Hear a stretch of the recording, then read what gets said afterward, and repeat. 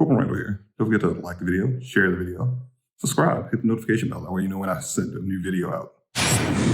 Whoa. So that was dramatic. Didn't see that coming. Actually, I guess in hindsight, it may have been glaring warning signs when I did yesterday's video.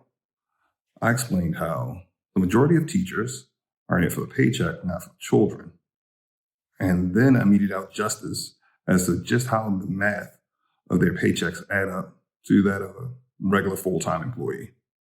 But alas, I was assailed as being incorrect in my math and having no clue what I was talking about. I was told that in North Carolina, the average teacher only makes $35,000 fresh out of college. Well, that is pretty much on pace for what a fresh college graduate would make in most career fields. But I decided to do a deeper dive because something about that just seemed a little bit off. And would you guess? I'm still right. So let's get down to it. Again, I'd like to start off with a major marker of contention. Teachers work 180 days a year. The average full-time employee in America works 260. Assuming you actually take all your vacation days and things like that, then you're down to 237. Either way, you're working substantially less than most people with a bachelor's degree, even taking in more income. So let's break this down. Charlotte News and Observer, as of December of last year, teachers' salaries in North Carolina averaged $54,000 a year. So yesterday I broke down the salaries based on what grade you were teaching for a national average. But again, I was assailed that in North Carolina, no matter what grade you teach, you're paid the same. So sucks. You're averaging $54,000 a year. The median household income in North Carolina, $57,000 a year.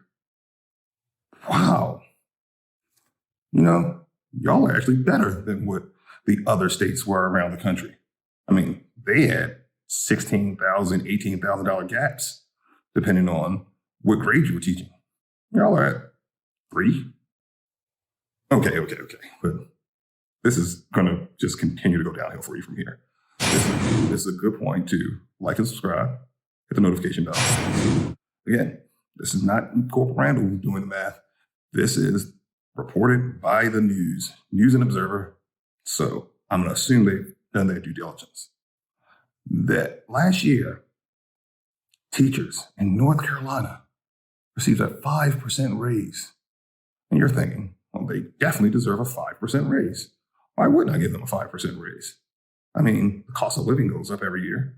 They need to keep up with the cost of living. Now, I would never be one to say they should not keep up with the cost of living. So what was the increase in the cost of living last year? Oh, it was 1.3%. So they got 3.7% more than the cost of living went up.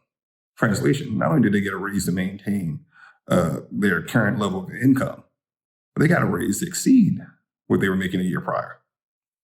Now, I don't want to be mean, but the average person who's a full-time employee last year in North Carolina, their raise was 1.07%.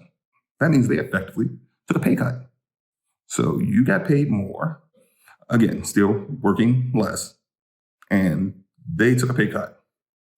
So we can continue to run around this merry-go-round of, well, we don't really make that much.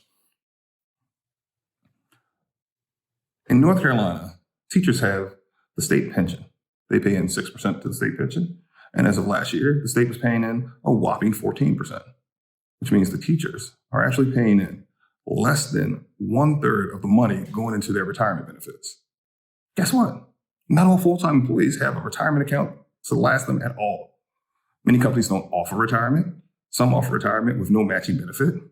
Some require that the employee put in X amount before they even start the match. So how does that work out? Well, if you're working full-time, your company isn't putting up any kind of retirement benefits. That means all your retirement planning is left to you. So you may get a financial planner. You may go and get a financial advisor, some way to try to help you make sure that you don't have to work for the rest of your life. Whereas the teacher, they put in 6% and they save 20%. For a job that only requires a bachelor's degree, this is starting to sound better and better, isn't it? Again, I know you have to deal with children. Well, guess what? That's the career field you chose. So I'm not saying that you're wrong for your career field. And some teachers are great.